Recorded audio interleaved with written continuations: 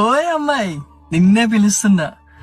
నువ్వు చూపించే ప్రేమ వల్ల నీ మీద ఇష్టం పెరగాలే కానీ ఆ ప్రేమ లోకు అయిపోకూడదమ్మా.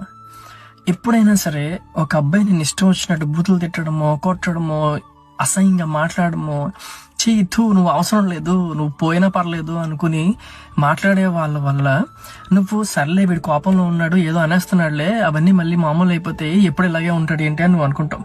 కానీ నువ్వు అది భరించడం, వాడు ఏమనుకుంటాడు అంటే దీనికి నేను తప్ప ఇంకెవరు దిక్కులేరు, నా ఇష్టం వచ్చినట్టు నేను ఉండొచ్చు, ఏం చేసినా సరే ఇది ఎక్కడికి వెళ్ళదు, నాతోనే ఉంటది అన్న ధీమా. ఆ ధీమా ఎందుకు వస్తుంది అంటే నువ్వు ఏం చేసినా ఎలా ఉన్నా సరే ఆ ప్రేమ వాడికి లోకుగా కనబడుతుంది.